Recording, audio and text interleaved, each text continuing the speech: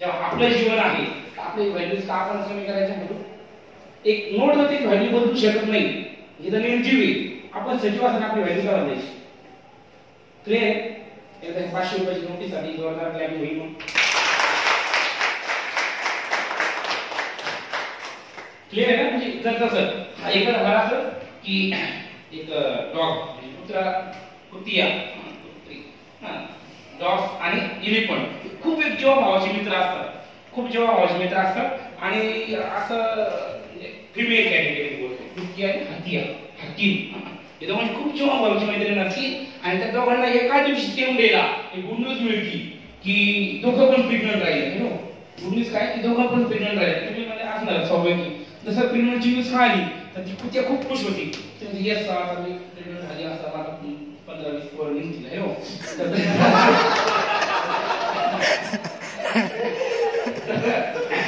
जशी 6 महिने पूर्ण होतात तर लगेच ती एक बाळ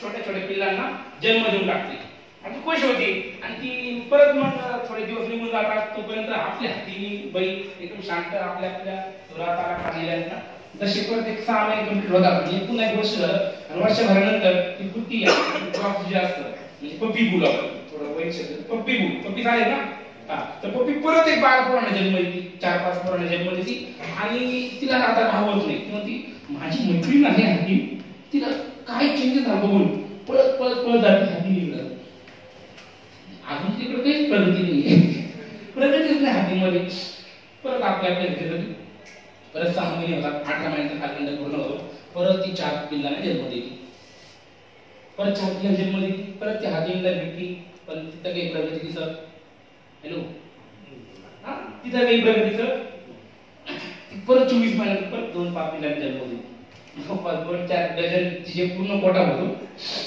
आणि तिला हात राहत नाही कोणाला पप्पीला ती पप्पी म्हणती are you sure you are pregnant कोणाला विचारती हातीला are you sure you are pregnant तुला खरंच वाटतंय तू प्रेग्नंट आहे हाती म्हणती yes I am pregnant damn sure 100% मला विश्वास आहे प्रेग्नंट आहे मग ती म्हणती साले या 2 वर्षामध्ये मी 3 डझन बाहेर काढले तो एक पण नाही हॅलो 3 डझन आणि तुझं एक पण नाही हाऊ इज इट पॉसिबल हे शक्य कसं झालं ते हाती म्हणते एकदम सुंदर तर उत्तर येते बघ म्हणे पप्पी तू जन्म देते पप्पीला आणि इनसाइड मी आज मी जन्म देणार आहे एलिफंटला हॅलो एलिफंटला जन्म देणार आहे ज्या वेळेस तू तुझ्या बाळाला जन्म दिला धरतीला फरक नाही पडला ज्या दिवशी मी माझ्या बाळाला जन्म देणार आणि धरती सुद्धा हलणार नाही हॅलो आणि ज्या वेळेस माझं बाळ असा रस्ता क्रॉस करेल तर लोक थांबतील फोटो घेतील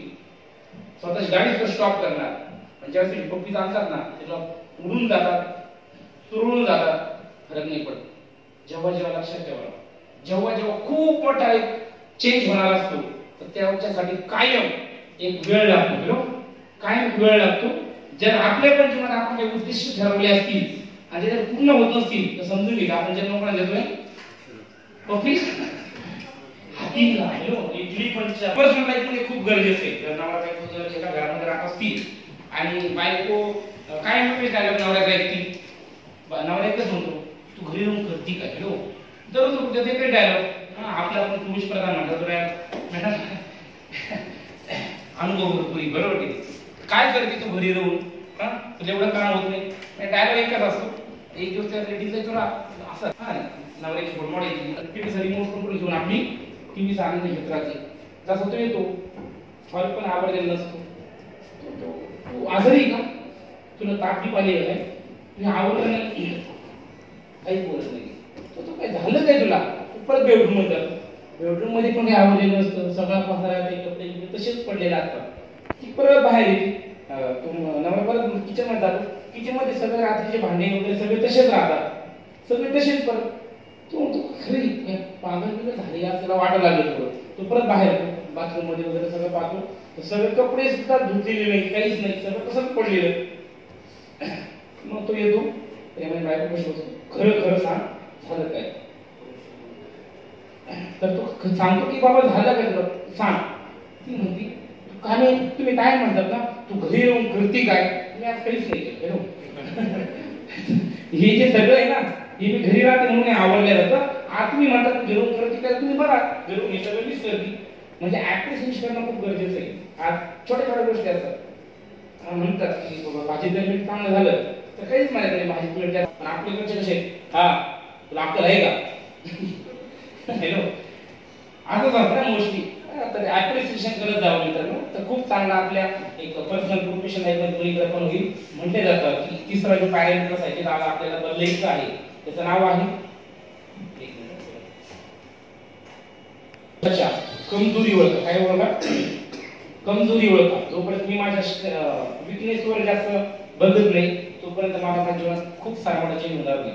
एक असंच असतं एक गाव असतं त्या गावामध्ये खूप सारे युवक एक चांगलं कामगिरी करत असतो आणि एक ऍक्सिडेंटली त्या मुलाचा ऍक्सिडेंट होतो आणि त्याचा उजवा हात फ्रॅक्चर होतो. फ्रॅक्चर त्याचा काय कट झाला असतो आणि त्या व्यक्तीला असं वाटतं आता माझं जीवन नैराश्यातून संपलं.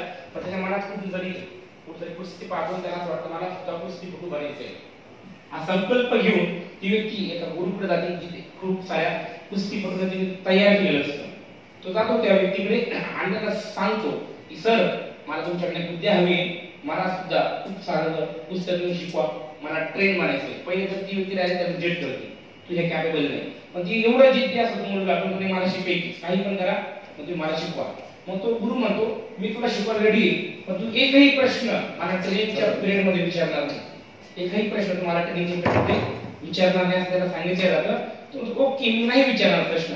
जसं हा त्याला सांगितलं जातं तो जातो ट्रेनिंगसाठी त्यांची निवड होती. तो जातो ट्रेनिंगला कंटिन्यूअस ट्रेनिंग करत राहतो आणि काही दिवसानंतर तो एवढा परफेक्ट होतो आणि गावाच्या शेजारच्या गावावर अनाउन्समेंट येते खूप साऱ्या कुस्त्यांची स्पर्धा आज आपण आपल्याकडे आयोजित केलेली आहे तर तुमचा कुस्तीपटू पाठवून द्या. तो हा डायरेक्ट म्हणतो केशव तुडका म्हणजे कुस्तीमध्ये भाग घेऊन तुम्ही खांदी बजवून ये. टेन्शन येतं मी आणि कुस्ती आता झालं होता यार मला कुठं काय. तर त्या गुरुंनी एकच काम केलं होतं 6 महिने त्याच्यावर ट्रेनिंग घेतली पण 6 महिन्यामध्ये त्याने एकच डाव शिकवला होता. किती? त्या मुलाला काय वाटायचं गुरु माझ्यासोबत अन्याय करतात माझ्यासोबत काय करताय हे वेगळे वागून देतात माझे हात नसल्यामुळं हे चुकीचं होतंय. पण गुरुनी प्रॉमिस घेतलं होतं मी तुला तेव्हा शिकवल जे मला एकही प्रश्न विचारणार म्हणून तो प्रश्न विचारू शकतच नव्हता. आणि जसं पूर्ण होतं कुस्तीमध्ये जातो पहिली कुस्ती रिंगणात बोलवलं जातं. जसा केशव येतो म्हणजे तो मुलगा असलेला हात नसतो जसा येतो तसं पूर्ण पहिली कुस्ती एक 2 मिनिटाच्या आत जिंकून जातो. तर विशेष वाटतं मला तेवढी ट्रेनिंग खास मिळाली पण नाही फार काही चेंजेस मी केला पण नाही तरी मी कुस्ती जिंकलो कसं काय हा तर मला विचार येतो. परत दुसरी कुस्ती आणि तिसरी पण होती चौथी पण होती 6व्या कुस्तीला फायनल मॅच असते. तर फायनल मॅच मध्ये सुद्धा तो गेलेला असतो. ते ह्याच कमजोरीला मी ज्यावेळी सर्वोच्च ताकद बनवली तुला असा डाव शिकवला त्या डावामध्ये जर समोरच्या माणसाला जर तुला पाळण्याचं जर असेल तर तुझा उजवा हात पकडायला लागला आणि जेव्हा तुझा उजवा हात पकडायला जायचा तुला हातच नव्हता. हॅलो उद्देश काय की त्या व्यक्तीला हात नसल्यामुळे जर जिंकू शकला आणि आपलं त्याला खूप मोठ्या प्रमाणात चेंज करू शकला तर आपण जर आपल्या जीवनातल्या जर खूप साऱ्या छोट्या कमजोरी जर ओळखू शकलो तर आपण मोठं बनणार की नाही बनणार? बनणार नाही बनणार? हॅलो बनणार ना. छोटे क्लिप आहे 5 मिनिटाची तुम्हाला एक दाखवून ती ब्रेक द्यायचा. ओके चालतंय.